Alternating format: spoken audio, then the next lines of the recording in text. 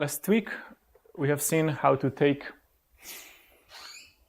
any NP witness, okay, encode it in a poly-size PCP proof, okay, and probabilistically check the witness with a polylogarithmic number of queries. That's essentially what we've seen, okay? So the key interesting aspects of this statement is that we only had to make the witness blow up by a polynomial factor. So that's some redundancy, but not much. Okay. So the proof didn't have to grow too long, only by a polynomial amount, and yet we're reading it at a very small fraction of of locations, exponentially smaller. Okay, so polylogarithmic. What we're going to do this week is to tackle something that we haven't talked about so far about PCPs, a very important complexity measure, which is the running time of the verifier. And as we'll see in a moment, the running time of the verifier that we described last week actually does not run sublinearly in the length of the NP witness. In fact, if anything, it takes more time than just reading the witness itself. Okay? So somehow this you did save in locations that you read, but you didn't save in running time, which is, nice, but not as exciting as it could be. From a technical perspective, one way that forces you to think about the running time is kind of going up to NEXP. Okay, so today we'll see how to basically change some key aspects of the proof from last week to show that all of NEXP can be probabilistically checked with a polynomial amount of randomness and polynomial number of queries. If you see here, polynomial amount of randomness means that the prover will write down an exponentially sized proof. If you think about it, that's okay, because the size of a witness for a NEXP language is already of size that is exponential. So writing down exponentially sized proof sounds about right. Okay, it's only a polynomial blowup. Okay, and yet we'll be querying this exponentially sized proof that encodes an exponentially large witness at a polynomial number of locations. Okay, so that, like here, is an exponentially smaller sort of fraction of locations. But crucially, our verifier, just like always, it is bound to run in polynomial time. Okay, so this time around, the running time of the verifier will be exponentially faster than kind of the size of the witness that the verifier could have looked at without any sort of PCP-like machinery. Okay, so and maybe to feel this, one way you can try to understand this statement better is to compare it to another statement that we proved at this point 2 weeks ago, which is we can take NP witnesses and have exponentially sized proofs and check them with a constant number of queries. Okay? Here, the verifier was still running in time that it was at least linear in the witness size. Okay? So here we had a lot of redundancy, fewer queries, but still no savings in running time. So this is the first time where in sort of this, now we're in the third week of PCPs, we're going to see how to make the verifier run in time that is sublinear in sort of witness size. Okay? Is it clear, the motivation? Okay. So, okay. So the first question I want to understand is, so what breaks down or what doesn't work if we just use the approach from last week?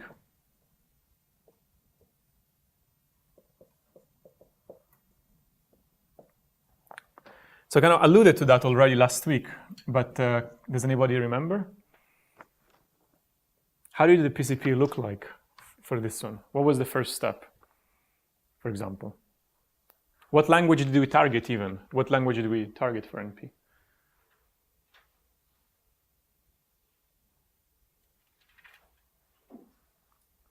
What language did you start from?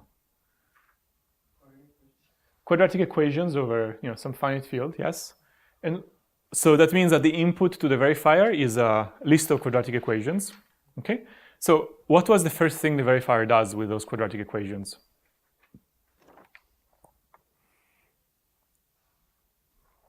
Take linear combinations of them? Yeah, I was taking some mixing random linear combination to amplify the gap, right? So, and the main point is that that step, which you can think about as a type of arithmetization, was not what we say, what we refer to as succinct. Somehow it was like very explicit. So we can say the arithmetization was not, is a term that I will be keep using it. It's used in literature, succinct. E.g., sampling a random equation Gj from so we had this amplify procedure, right, that was producing some list of quadratic equations from the input list of quadratic equations, right? So that's our instance. This was taking linear combinations according to some code and producing some other list of quadratic equations, okay? Just sampling a random Gj from this output takes at least number of clauses time, because guess what? Like any particular guy here will depend on a linear number of the input quadratic equations.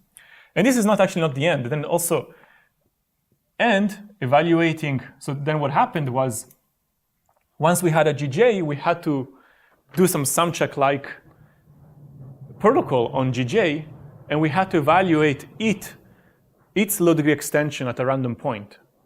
Okay, that's what we had to do. And evaluating Gj hat, the low degree extension of Gj, at a single point takes at least number of variables time. Okay, why? Because Gj had locality that was, the equation Gj depends on at least a linear number of variables. So when we had to take a low degree extension of it, we had to take into account all of these variables. So in sum, just running the verifier from last week, I'm paying linearly in all the input parameters. And if we take the perspective of NEXP, now at NEXP, the number of clauses and the number of variables is not polynomial anymore. It is exponential. Okay? So in the end, sort of it's too expensive for NEXP. Okay? Is the problem clear? Okay. Now, in some sense, the problem is also, much more fundamental, because what can the verifier do to run fast if even the input consists of an exponential number of equations? It just doesn't feel fair, right? And the problem here lies in the fact that we were looking at a language, quadratic equations, that is merely NP-complete. By the time you read the instance, there is no more time to save. You have already paid for number of variables, number of clauses. Whatever you do after can only be worse. Okay? So it only makes sense to run in time that is sublinear in the computation size for problems whose representation is smaller than the computation they represent. And indeed, NEXP-complete problems are of such form. They consist of a polynomial size description of an exponentially large, say, constraint satisfaction problem. So the first thing we need to do right now is to recall some NEXP-complete problem that we want to probabilistically check. Something analogous to 3-SAT, but for which, from quadratic equations, but for which we don't have this sort of, here's all the clauses in a bag, but here's a description of the clauses. Okay? So the particular language that we will look at, it's called OSAT. It stands for Oracle SAT. Okay, I'll define it first, and then we'll see why it's NEXP-complete. Okay, just to feel like why So it consists of triples R, S, B, where R and S are integers, and B is a Boolean formula with domain that maps So this will be clear in a moment. R plus 3s plus 3 bits to 1 bit is a Boolean formula. Okay, such that there exists a witness assignment that maps s bits to 1 bit, for which the following condition holds, or the following many conditions hold. First, if we iterate over all r-bit strings w, and we consider all possible settings of 3 s-bit variables, if I look at b, w, v1, v2, v3, a of v1, a of v2, a of v3 equals 0. Okay, so this is the definition of the language. Let's make sure we understand it. Somebody gives me an instance of the language. It consists of 2 integers r and s and a Boolean formula b with this particular signature. Okay, it is in the language if I can find a function defined over 2 to the s bits, okay, such that now I have, how many conditions do I have here? How many equations am I checking? You can think about this as some sort of macro clause, some sort of a mini clause. How many clauses am I checking? So this is a clause that depends on 3 locations of kind of the witness, right? And you can think about this as being the name of the clause, right? This is the clause specified by W, V1, V2, and V3, right? How many clauses do I have overall?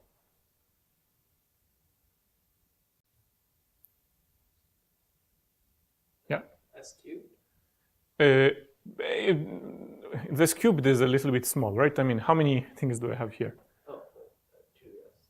Okay, so I have 2 to the 3s here. I have 2 to the r here. So overall, I have 2 to the r plus 3s clauses that I'm checking. So think about it. Now I have this guy could be like a small Boolean formula of size maybe linear in r plus 3s, right? And I'm defining a constraint satisfaction problem that involves an exponential number of constraints. Okay? Do you see the gap, right? I'm specifying something small about many, many clauses. Okay? Is this language clear? So probably many of you have seen NP-complete languages before, but thinking about NEXP-complete languages, maybe fewer of you have. Now we're going to prove that it's NEXP-complete. It's actually not that hard. Okay? That make sense? I think it's a simple crypt language. Okay? Let's check that indeed this one has sort of has in it the hardness of all of NEXP. Well, first, let's at least argue verbally why it is in NEXP. Why is it in NEXP?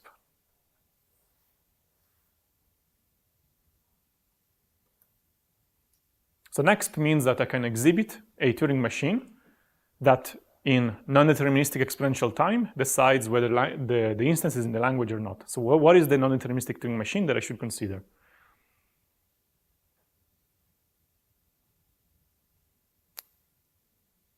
To show that this language, at least it's in NEXP.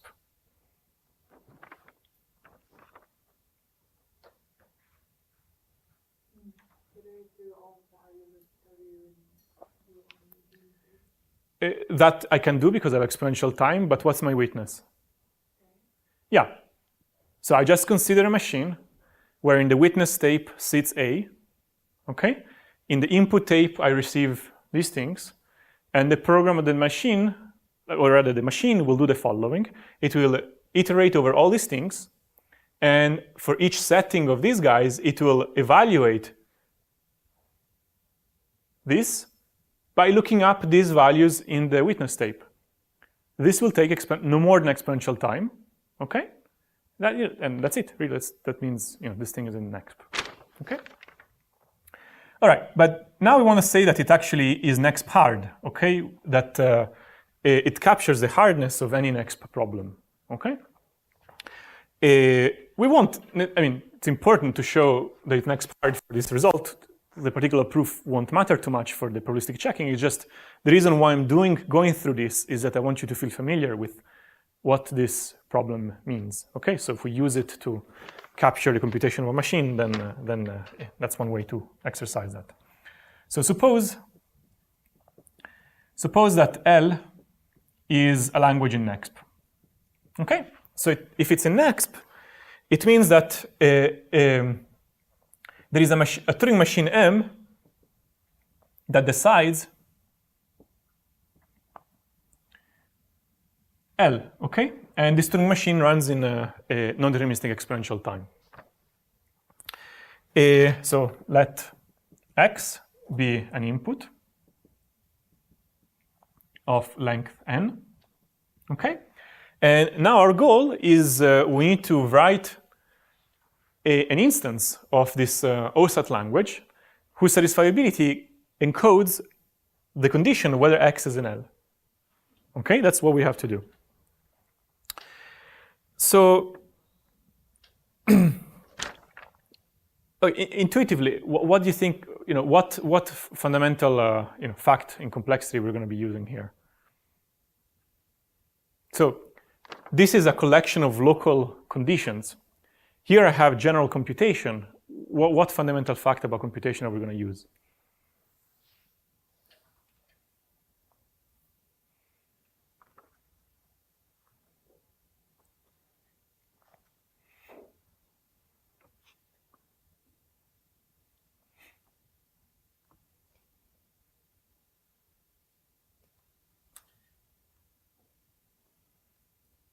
No ideas? What should I do next?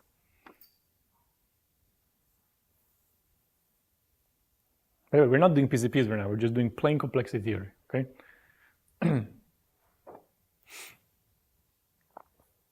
Maybe we can, take a step back. Why are Alan Turing's papers so foundational? What was the key insight of universal computation?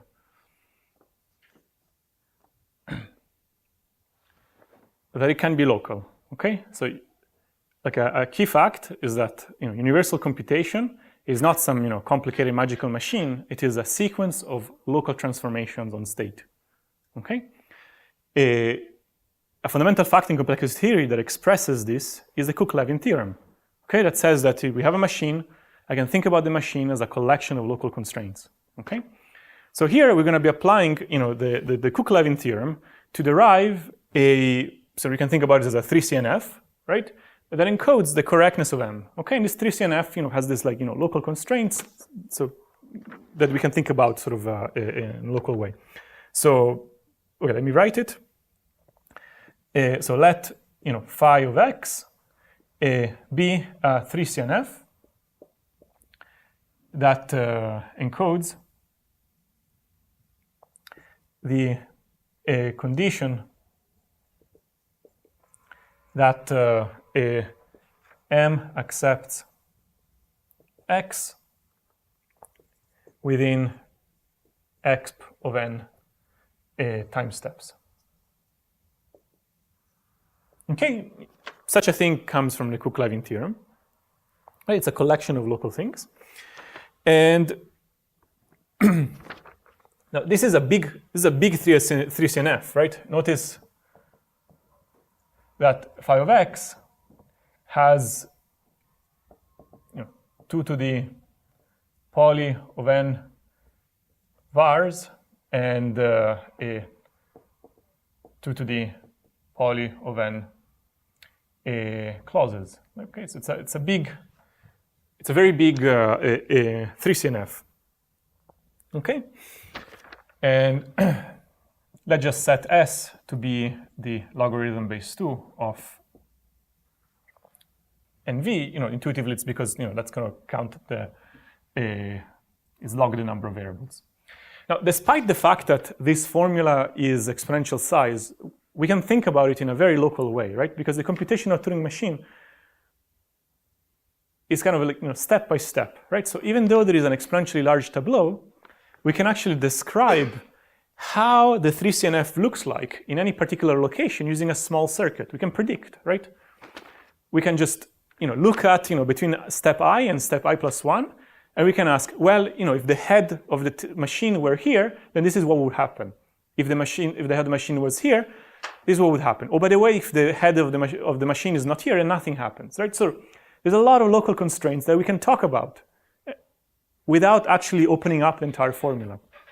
So one way to say that is that there is a poly-size circuit P sub x that maps 3s plus 3 bits to 1 bit.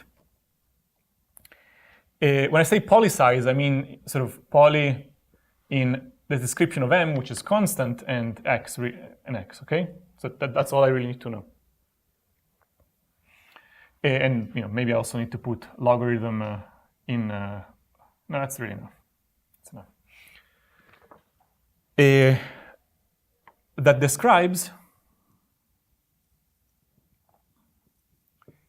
phi sub x. What does it mean to describe? Okay. One way to say that is to say that P of x, if I evaluate it at v1, v2, v3, which you can think about it as I evaluated at v1, v2, v3, v sigma 1, sigma 2, sigma 3, I will say it equals 1 if and only if phi x contains the clause x vi xor sigma I. Okay, this is one way to say that it describes the clause. It says, P sub x, please tell me whether somewhere in the 3CNF I will see this clause. Okay? It outputs yes if it's somewhere, and no if not. That's all I really need to know, right? Because like a 3CNF is just a conjunction of clauses. At the end of the day, all that matters is which clauses are there and which ones are not there. Okay? So this is one way to describe an exponentially large 3CNF using a small circuit. Okay? We will not write down the circuit, it will be like very boring, but you can imagine it exists. Why? Because the Cook-Levin Theorem is kind of like a very uniform construction, right? It's the way you lay out a 3CNF is you kind of go, step by step, and like within each step, you only reason about like a small, cluster of variables centered around like adjacent locations in the Turing machine state, right? So, okay, therefore, this gives us immediately a condition for whether x is in L through a witness that looks like that. X is in L if and only if there exists some assignment, okay, of exponential size such that, and now I really want to write it, but I think that I don't have enough space.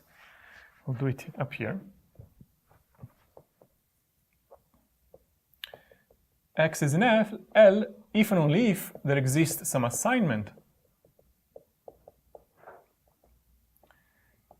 that satisfies all the clauses, right?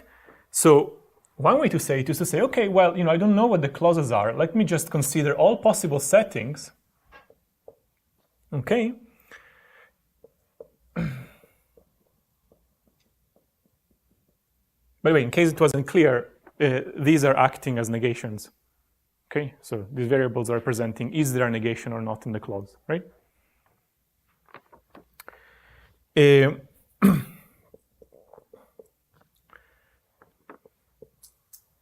going to look at the following formula. Px and now, like, I have the particular assignment A, so I can just plug it in here, right? I'm going to look at AV1 XOR sigma 1. And then here there's an OR. AV2 or AV3.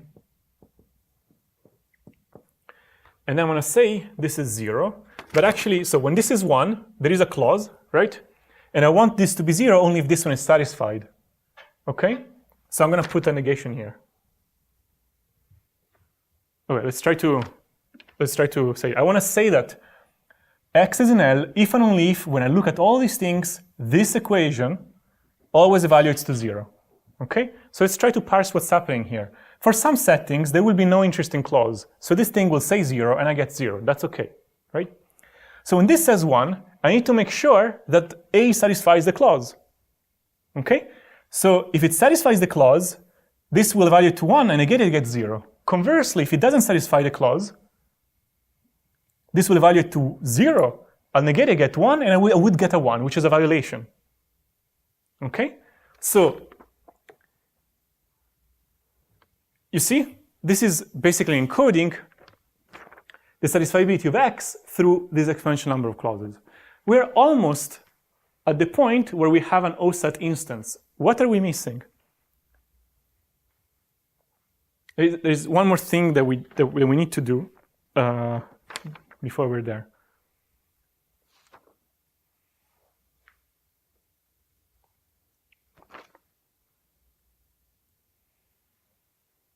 So what is PX here?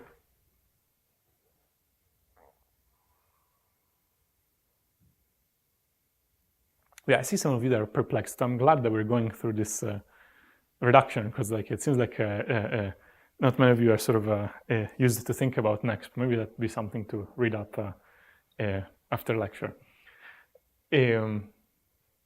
What is PX here? Syntactically. Per circuit. Okay, and in OSAT, what do we need syntactically? An uncle? What? An oracle? We already have an oracle, that's A, right? So what do we need? No, here is no polynomials. Boolean formula. A Boolean formula, okay. So how do I go from a circuit to a Boolean formula?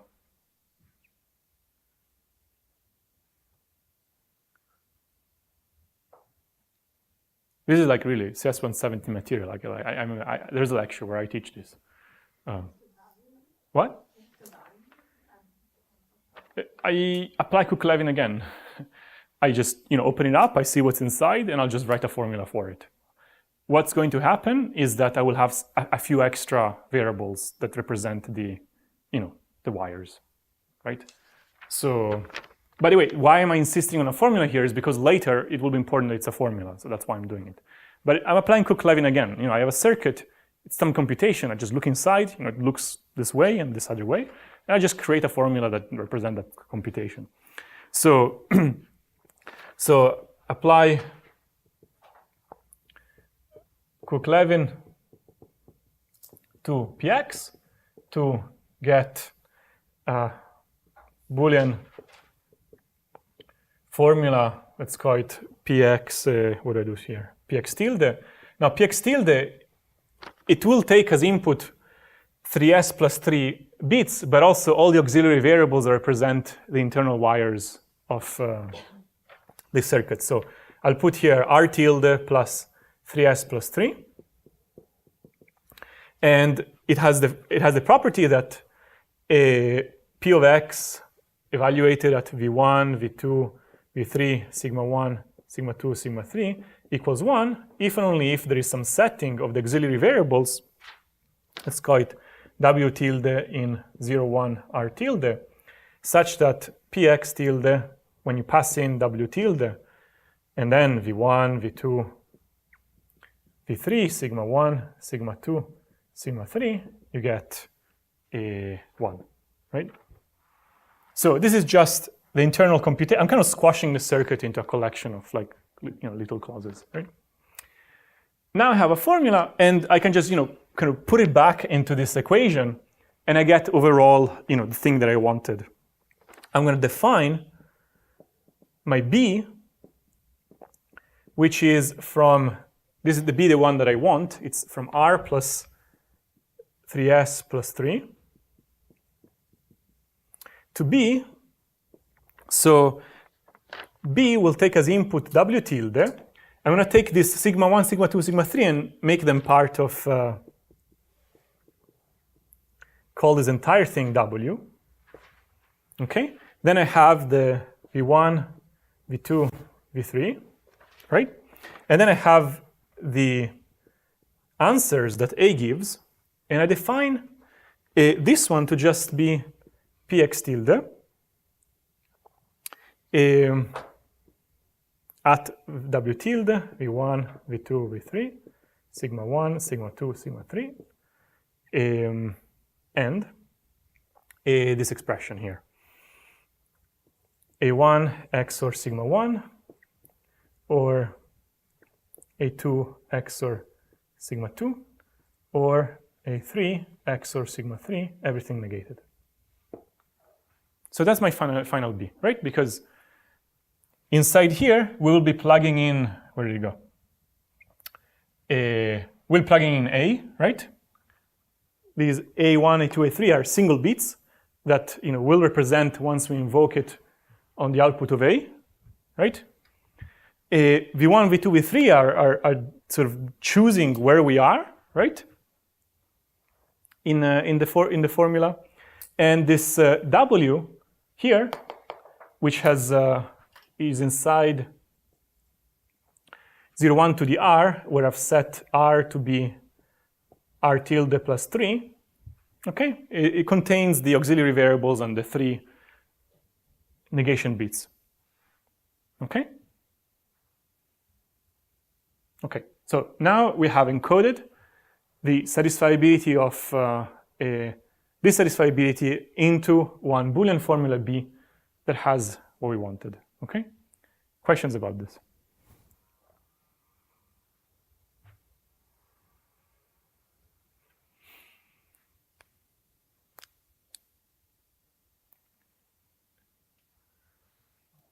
It's important to ask questions now, because now we have to probabilistically check this problem, okay? So when you look at this, the way you should feel it is that B has in its heart a description of an exponentially large formula, okay? And whenever you plug in these things, internally what it's doing is like, well, I wonder if at location V1, V2, V3, there is some clause whose information is encoded in W, for which these 3 bits make it satisfied. That's roughly what B is thinking about, okay? And specifically for a particular NEXP computation, it reasons like this, right? All right. Okay, so we have a NEXP-complete problem, and now we want to probabilistically check it, okay? So intuitively, the prover is going to write down an encoding of a candidate assignment, which has size 2 to the s. To be encoded, it will be like even larger, right? And we have to, with a polynomial number of queries, make sure that an exponential number of clauses are satisfied, right? We need to make sure all of these are satisfied, right? Okay, and like always, our first step is to take a combinatorial problem, OSAT, and arithmetize it. We want to sort of make a statement about sort of polynomials. Okay? So I'm going to arithmetize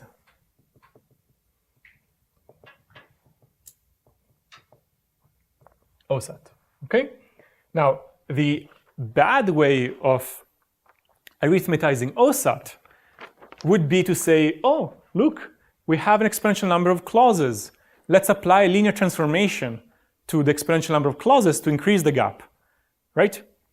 But that's precisely what we don't want to do, right? Because like I have to unroll or write down this exponential number of clauses, then apply the linear transformation. It's not what we want to do. That's what we did last time, right? So somehow we want to kind of directly arithmetize the descriptor, okay? Not the thing being described, okay? So here's how we're going to do it. So claim.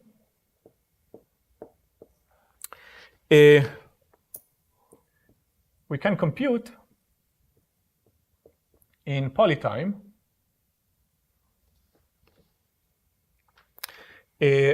an F-arithmetic circuit B hat, to denote that it has that's the arithmetization of B, of total degree order of B such that R, S, and B is in OSAT if and only if there exists a polynomial from f to the s to f, okay, of individual degree 1, such that two conditions hold. One, for every w in 0, 1 to the r, for every v1, v2, v3 in 0, 1 to the s, we have that b hat, which is an arithmetic circuit, takes as input these bit strings. That's okay because 0, 1 is contained in every field. So that's v3. And then a hat provides, some field element. Here I get 0 at all of these locations. And 2, for every v in 0, 1 to the s, a hat satisfies this equation. Okay, so we're going to prove briefly this. It's actually a simple claim. So what I'm doing right now, it's kind of very simple. What I'm doing is I'm taking the statement about OSAT and I'm translating it to a statement that kind of looks like it, except that it's not anymore about Boolean formulas. It's about arithmetic circuits and polynomials. Okay. Now,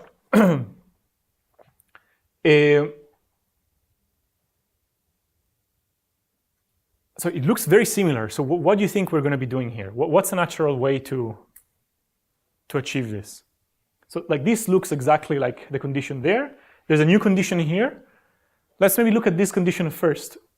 What does this condition mean? I'm saying that for every v in 0, 1 to the s, a hat, which is a polynomial, satisfies this condition. What does it mean? Yeah? It's a 1 or a 0? It's saying that a hat as a polynomial restricted to 0, 1 to the s only takes Boolean values, right? This is a Booleanity condition. Okay? That sounds reasonable, right? Because at the end of the day, b, the thing underneath, wants to reason on Boolean things. Okay? Okay. So how can I achieve these conditions? What do I'm given b. I want to spit out b hat with this property. What do I do with b? You should think about our second lecture in the course. We did something very similar for when we dealt with CoNP.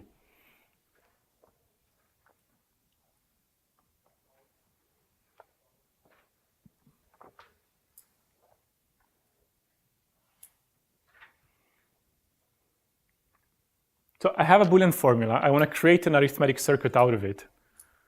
But what is an arithmetic circuit? It's just like a plus times a circuit over a field, right? The Boolean formula will have, ands and nots inside. What do I do with it? Can we use the same realization as that time, where we convert like a variable to x, and then we convert nots to 1 minus x? Yeah. So we're going to set, b hat to be the arithmetization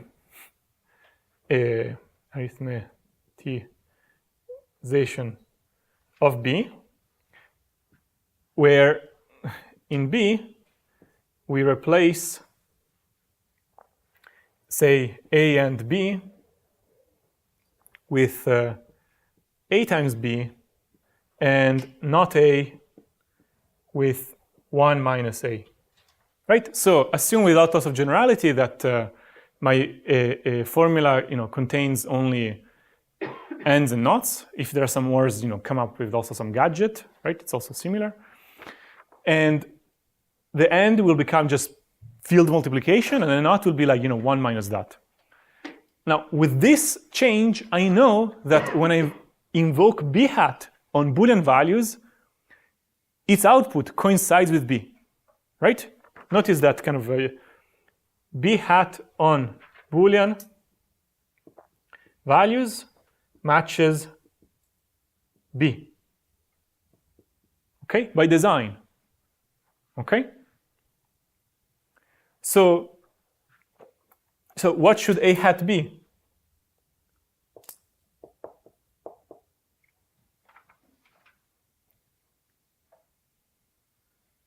What should I think of A hat? So we've decided what is B hat. B hat is just the direct arithmetization of B, okay?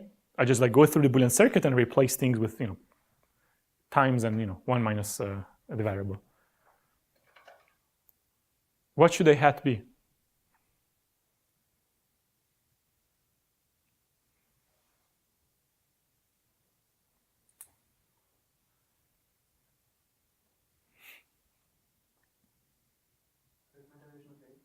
Yeah, also known as the logic extension of A, right? And multilinear extension specifically. I pick the unique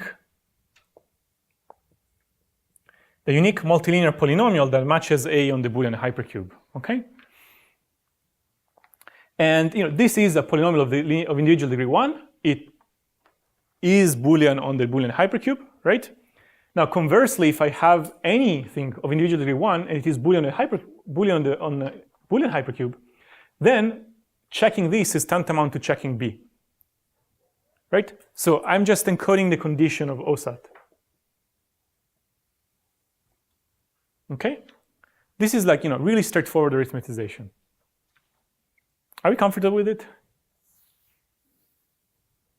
Some of you really do more complex than usual. Maybe you've gotten to the point where you've learned a lot about PCPs, nothing else fits. But we still have work to do in PCPs to get to the exciting stuff. In particular, delegation of computation kind of relies on saving running time, and we have not even there yet. Okay, we're just getting there. So why do you use A hat instead of A here? Because A is a Boolean is a Boolean function, okay? Whereas A hat is defined everywhere in the field. Okay, I could have called it a different letter, okay? But I'm signifying that this is a symbol that allegedly should represent a Boolean function on the Boolean. That's why it's there. Okay. So because it's important, I can't just write this, okay? Because without this condition, B hat, yeah, all these equations will be satisfied, but we don't know what B hat is going to do if A hat starts outputting non-Boolean values on the Boolean hypercube. God knows what B hat is going to do, even if we set it to be the arithmetization of B, right? Yeah. How do you compute the validity extension of A in polynomial time? I don't. This is just saying that exists, right? So, what kind of the verifier is doing in its mind, it just takes B and computes B hat, right? And then now we are reasoning about, okay, B was defining an OSAT problem, right? Does B hat, through these conditions, define a corresponding, satisfiability problem? The answer is yes, because if whatever A hat is around has this condition, then checking this is tantamount to the OSAT problem, okay?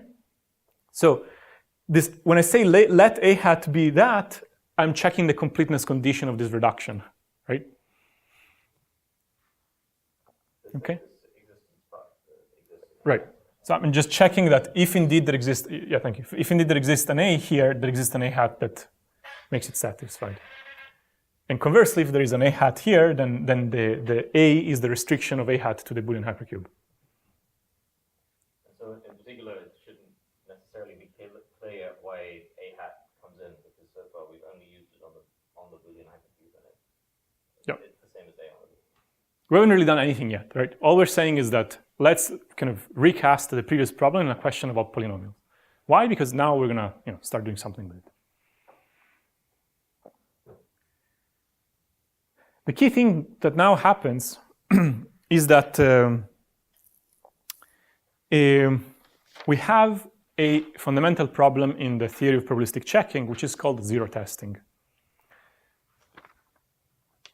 What we have here is a question about low-degree polynomials, and we're asking, is kind of, this low degree polynomial, like if you think about the composition of b hat and a hat is itself a polynomial, right? So this is a polynomial in W, V1, V2, V3, right? So is this polynomial 0 everywhere? And what we would like to do is to check this without looking at all these places and checking that it's 0, okay? So it's really a fundamental problem. It shows up all over the place in probabilistic checking, okay? The zero testing problem, okay? So because it shows up all over the place, I want to discuss it first separately. How do we test that a low degree polynomial is 0 on some exponentially large hypercube? Once we understand how to solve that problem, then we can apply that problem to this one, and it will be done. Okay? Be clear?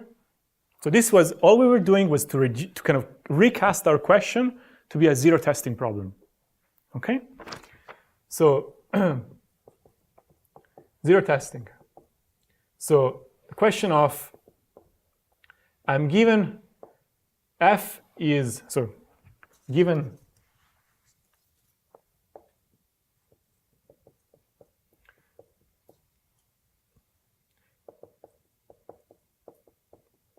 a function in multiple variables that is low degree,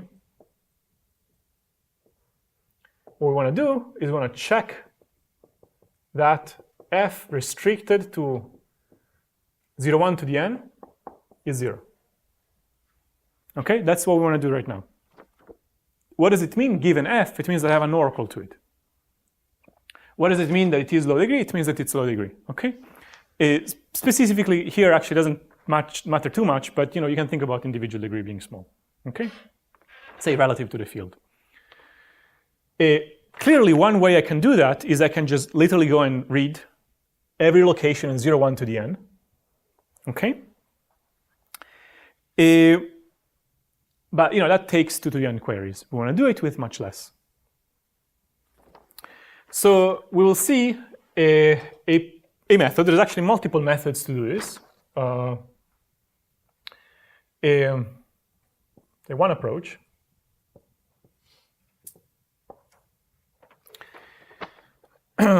which is we're going to think of, in our head, about another polynomial defined by f, where f determines the coefficients of that polynomial. So we're going to think of polynomial q, x1 through xn, that is defined as having coefficients determined by f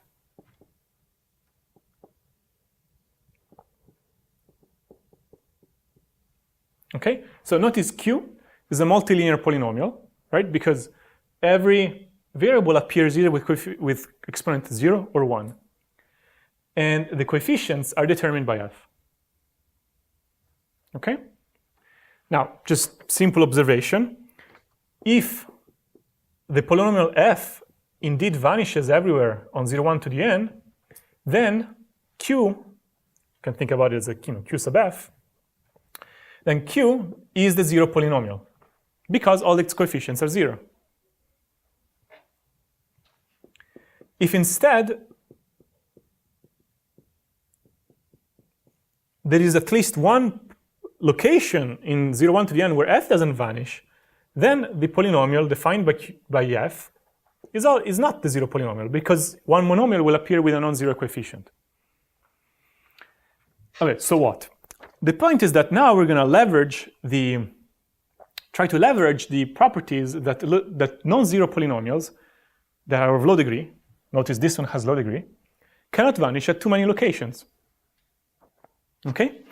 So the idea that we need to realize, we're going to sample a random location mu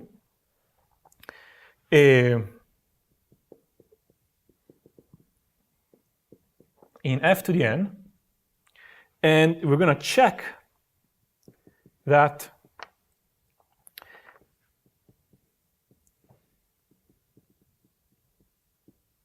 the polynomial q at this location vanishes. Okay? If q is non-zero, we don't expect this to happen very often. Okay? And say, okay, fine. But the point is that we can actually write Q as a problem we can solve. What protocol we could use to try to check this property? We're going to try to use sumcheck, right? Because if you think about it, so now we're going to see it, but if you plug in mu here, what you have here is something that looks like sumcheck, okay? So we're going to try to solve this problem using sumcheck, okay? So let's open this up and see whether it is actually a sumcheck instance or not. Okay, Q at this point precisely corresponds to the sum for alpha in 0, 1 to the n, f of alpha mu 1 to the alpha 1 up to mu n alpha n. What do we need to run the sumcheck protocol? What do we need of the addend?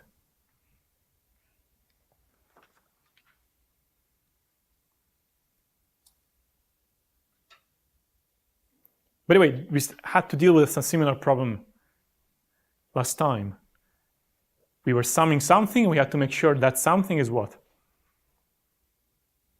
We have to use a degree reduction. Not quite. So again, the sumcheck protocol allows us to sum what?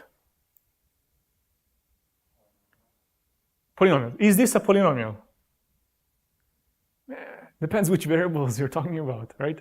So it's a polynomial in mu, but that's not the variable we want. In sumcheck, we want the variables we're summing over to be the relevant ones for the polynomial. Now they are uncomfortably in the exponent. Okay? So, okay, but what we can do is we can write a different function that equals these values and is low degree in the alphas. We can just replace this expression with some other polynomial that matches this expression precisely here. Okay? For example, and now the punchline is like down here, so I guess put it up here. For example, we can rewrite this expression as follows. Of alpha, and now I'm going to rewrite this expression with a different thing. I'm going to take the product from I equals 1 to n of 1 plus 1 minus mu I alpha I. Yeah. So let's reason about this. What do we need? When alpha I is 0, yeah, I shouldn't get anything. If alpha I is 0, I don't get anything. When alpha I is 1, I should get mu I, right? Look, if alpha I is 1, I get mu I, or minus mu I here. No, 1, I should get mu I minus 1, sorry. There we go, right?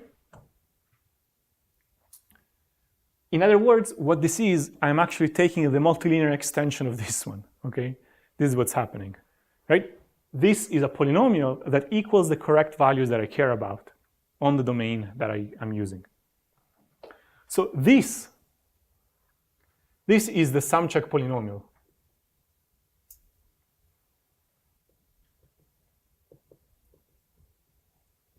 To make sure we're still sane, what is the individual degree?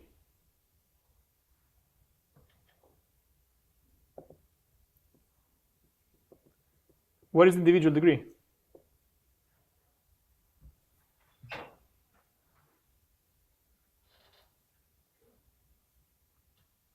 I mean, remember, I need a polynomial that is of low degree, right? So what is the individual degree of this polynomial?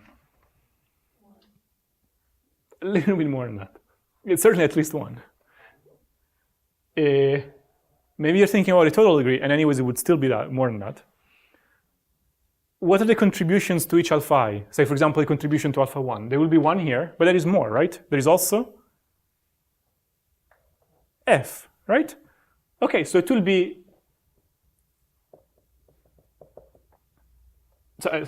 sorry, degree of f in I plus 1, right? Just whatever f was, it picks up another 1 in each variable, right? Why? Because it like, so if f was low degree, then whatever I'm considering is still low degree. Okay? Good. All right. So now this is the tool, okay?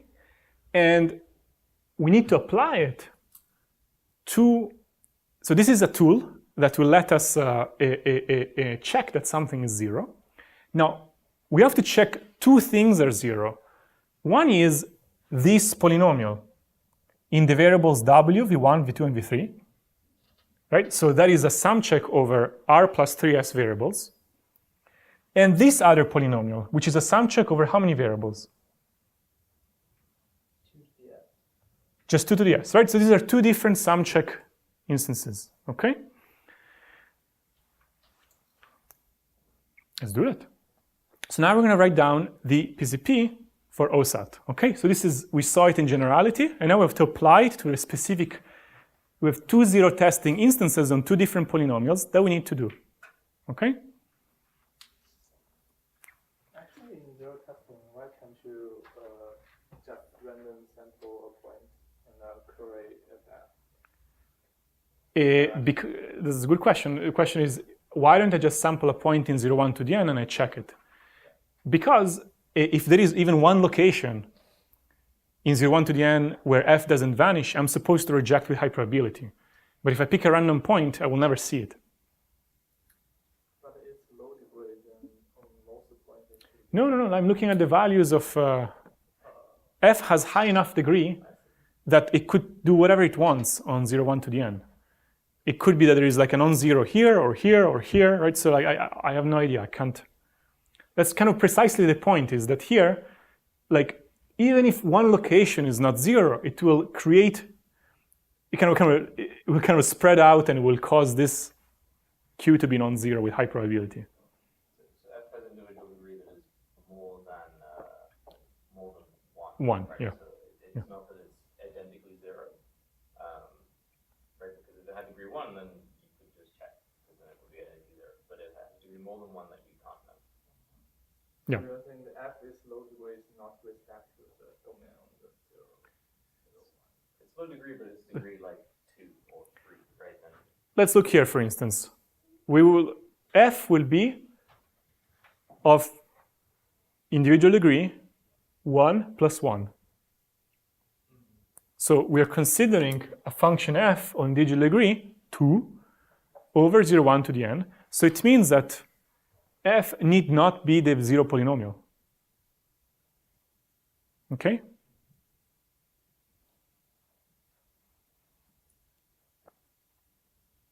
Right, that was a good question. More questions? Yeah. So why do you want to apply the sumcheck protocol to the second polynomial and not to the just f? Good question. So if I just check that the sum of f over 0, 1 to the n is 0, it doesn't mean that f is 0 everywhere. Probably I should have said that before. So the question is kind of, why not check that sum for f over alpha 0? I mean, I could run the sum check on this, that f is low degree, and I could check this. Clearly, if f vanishes on 0, 1 to the n, this is 0. But if this is 0, does it mean that 0, 1 to the n that f vanishes on 0, 1 to the n? No, right? It could just be like, plus 1 minus 1, plus 1 minus 1, plus 1 minus 1, and the sum is 0. They cancel each other out. But it's actually not 0 on 0, 1 to the n. Sure, but if you square it and But squares don't work because we are not on characteristic 0. Like, if the fact that the sum of the squares is 0 doesn't tell me that the thing itself is 0, because those type of kind of tricks work over the rationals or the reals. But they don't work over finite fields. Actually, for the record, historically, this is how it was done originally. The first kind of proof that sort of NEXP has probabilistic checking things was actually conducted over the rationals. And at this point in the protocol, you consider the sum of the squares is 0, and over the rationals, it does imply that f vanishes everywhere. But over finite fields, that actually doesn't follow. and you can make S large enough, or I can make. like the field size? It's not really. It's really more about a characteristic than. It's not about the size of the field. So like if f is non-zero somewhere, I can write down whatever I like inside f, right? So I can write down some huge number and then square it and happen to wrap around. Like I don't know that f is Boolean, for example, right? That's kind of, it's circular. Like before I check, like checking Booleanity itself requires a sum check, right? So I don't know that I'm dealing with Boolean things. So as Nick was saying, it could be that you assign f values that are already large, and when you square it, like sort of. Good question. Okay, but so that's why we are doing this instead. Okay, and so now let's write down the final PCP that. Yeah, and I'll do it here.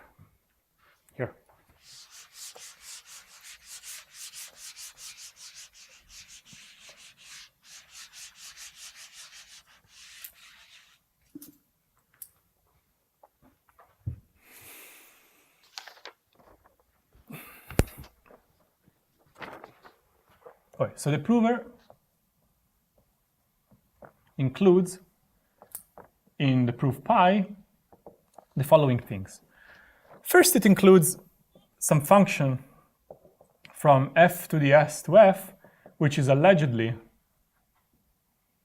the LDE of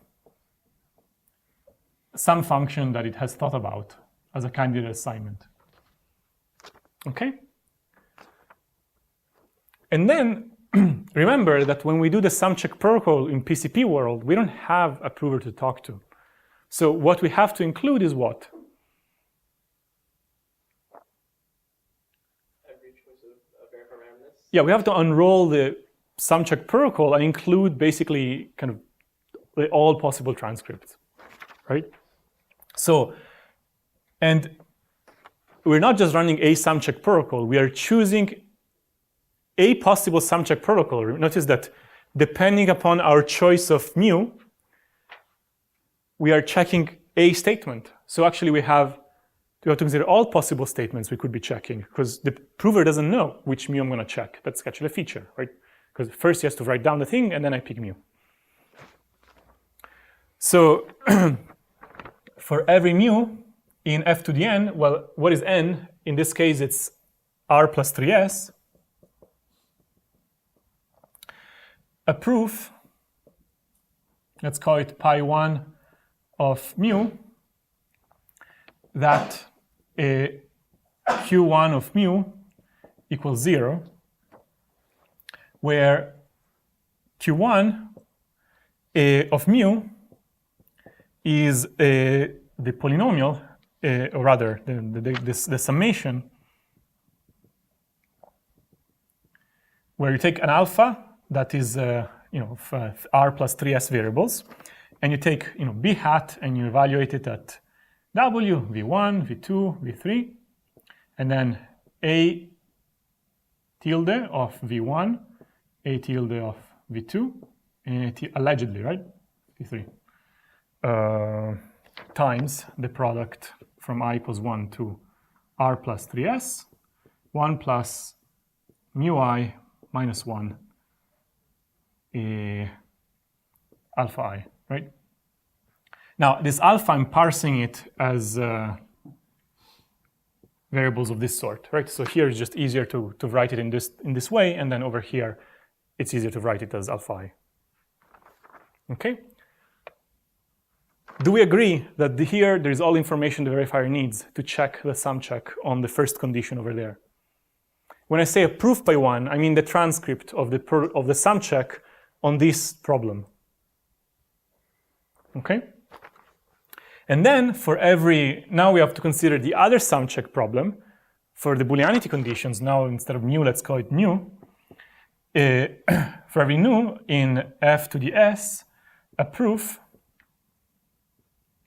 pi 2 of nu that q2 of nu equals 0, where Q2 is of nu is the sumcheck instance, where now I'm summing over alpha in 0, 1 to the s of a hat of alpha times a hat 1 minus a hat of alpha. 1 minus a hat of alpha times, we again have this sum from product of I equals 1 to s now, 1 plus nu I minus 1 alpha I. Do we agree that here we have all the information the prover needs, so the verifier needs to check the second sum check? This is the proof, okay? Now we're going to write down the verifier just for checking, but do we agree that we put everything we need? We have the original A hat, okay? And additional auxiliary information that will help the verifier check these two conditions, okay? How does it check either of these conditions? Well, it picks a random point and checks the corresponding sum check problem, okay? Okay? Again, just to check, let's write the verifier. Let me do it here. I'll keep OSAT around.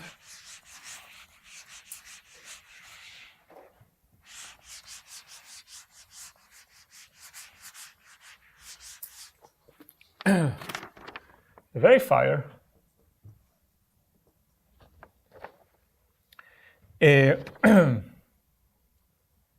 what does it do? What do you think is the first check the verifier should do?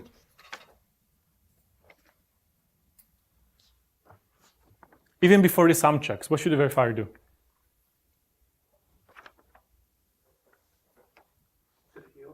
Sorry? Pick the field. Yeah, I should pick the field, construct b hat. Yes, these are more. It's more like it's reducing in its head to the correct problem. Yes, it should do that. It has reduced all the things. Now this checks start. There is a check that it should do even before the sum checks. What is that check? Yes, exactly. It should run the logit test. So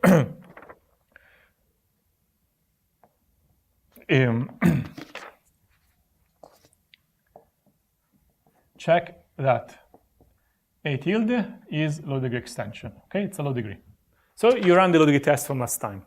Okay, but anyway, there's a subtlety I'm not going to talk about too much. Last time we actually talked about total degree instead of individual degree. It's okay. There are tests for individual degree on its own. We're not going to talk about them. And even without them, total degree suffices. Okay, because individual degree and total degree only differ by a factor that depends on a number of variables. A number of variables is not too high. Okay, so you can always swallow it with a slightly larger field. Good. So next, what does it do? It knows that A tilde is approximately low degree.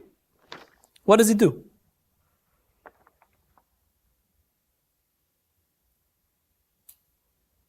Probably should check the first sum check problem, right? How does it check this first sum check problem? What does it do syntactically? Choose a random position, then. Yes, it samples. Yeah, it has to this samples a random mu, right, in f to the r plus 3s.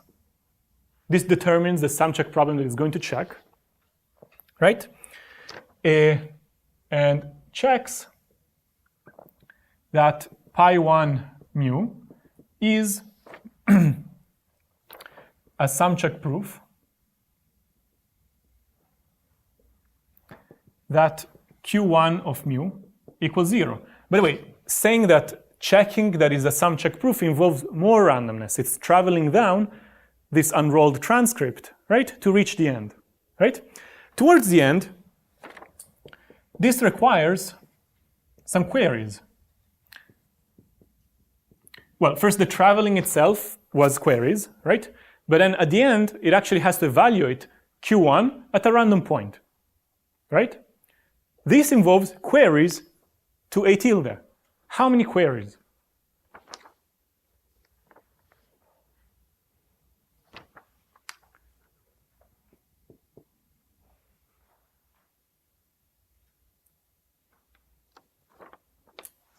convert variables?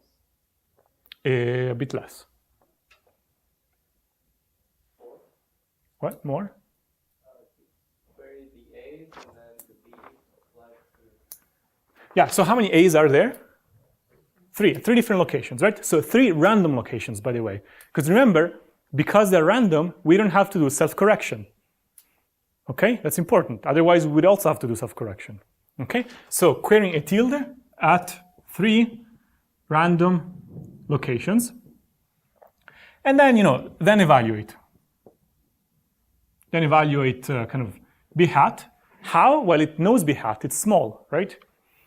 And also the product from I equals 1 to, r plus 3s. Is evaluating this one easy?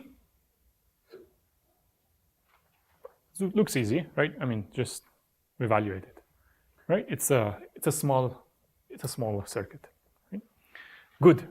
So, but it's not done. This is only checking this condition. Okay.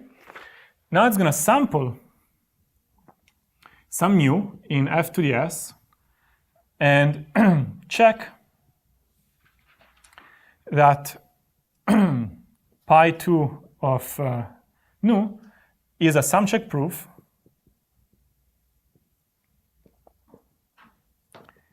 that a q2 at nu equals 0. This requires querying a tilde at how many locations? 1 or 2 locations? How many? 1 location, right? Because once I have it, I just plug it into this expression, right? At 1 location, and evaluating, that expression and the polynomial that from I equals 1 to s of blah blah blah, right? Crucially, the verifier at no point considered all clauses. All it did, it evaluated b hat once. Okay, it took the description and evaluated its loading extension at a random point. Okay, made a few queries to a hat. That's okay. Evaluated some simple polynomials and ran the loading test. Okay, so it never worked hard. Okay, do you feel that the verifier now actually is running in polynomial time?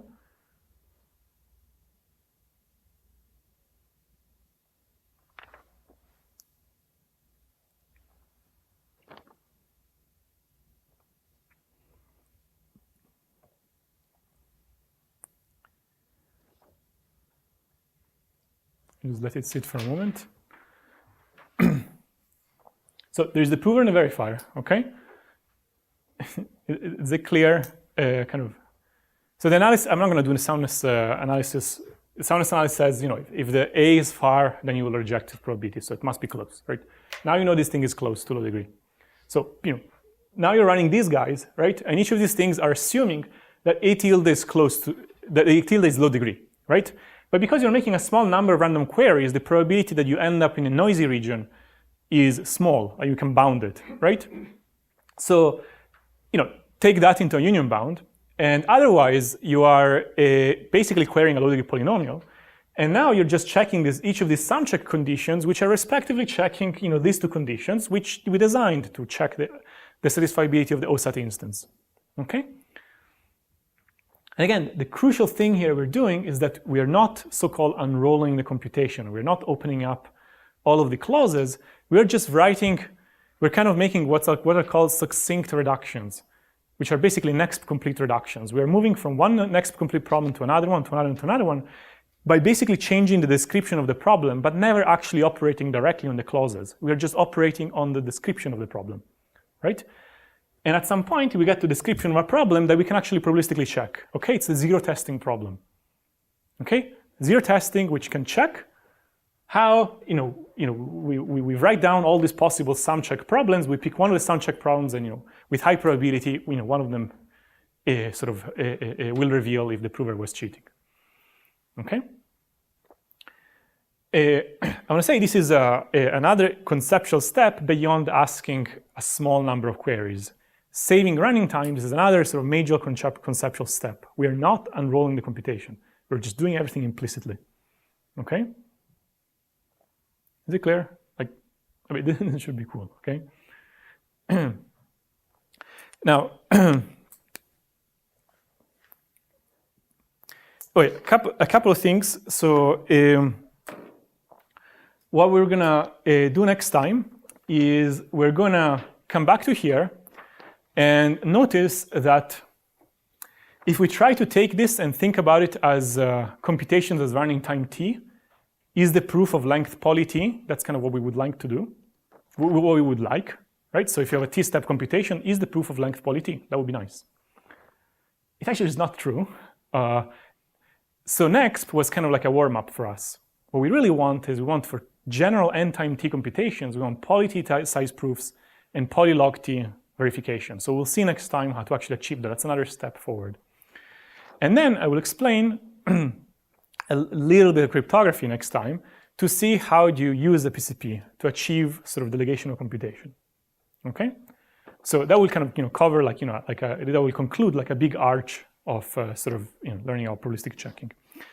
Now in the last 3 minutes, what I wanted to mention was a couple of things. Thank you for the feedback from last time. It's mostly good, so that's good. But there were a few things that we should fix, and so let me just address them. Today, actually, I did try to write larger. I don't know if you noticed, or maybe. So please remind me, like if I start writing smaller.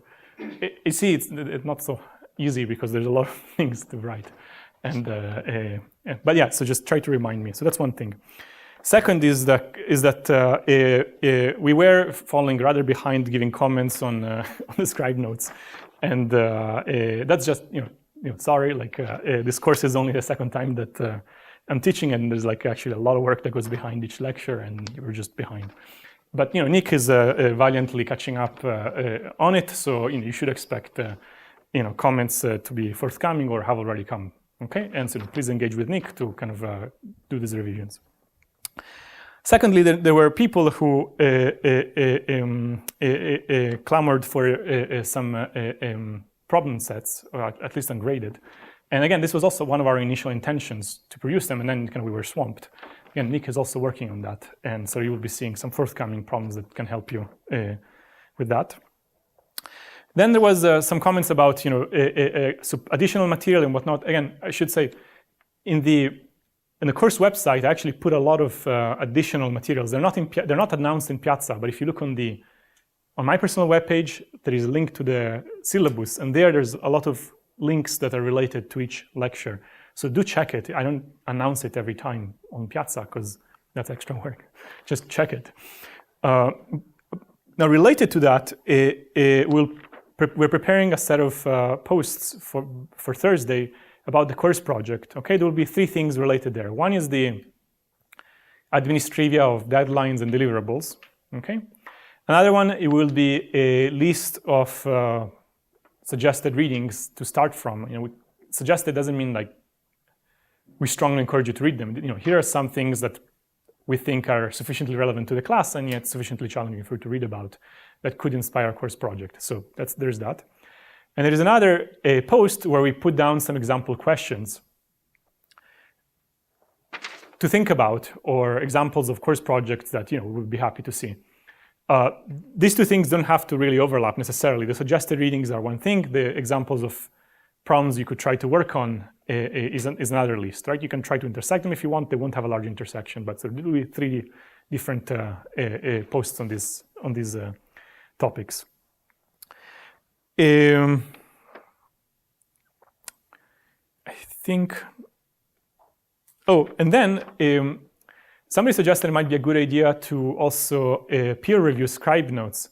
Yes, I mean, why do you think we have a big GitHub repo? It's so that you can look at whatever other people are doing, and if you see a problem somewhere, please fix it. If there was one lecture you liked, but you didn't get to scribe it, and you want to take an opportunity to kind of review the material and try to learn it better by contributing to the lecture, by all means, do that. Sure. In fact, they will be warmly seen by the staff such contributions are good. At some point, we actually do have to grade you, so we do need some concrete things to grade you on. So please contribute to that. We're not actually recompiling the entire thing and putting course notes on the website every time because you can do it yourself, right? You just run the compiler locally, you can check out the latest version, and you have your notes, right?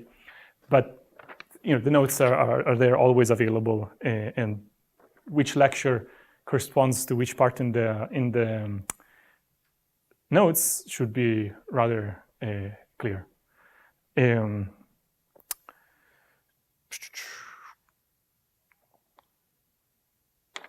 Questions about that? I think I should have addressed most comments. Okay, so we'll pick up next time.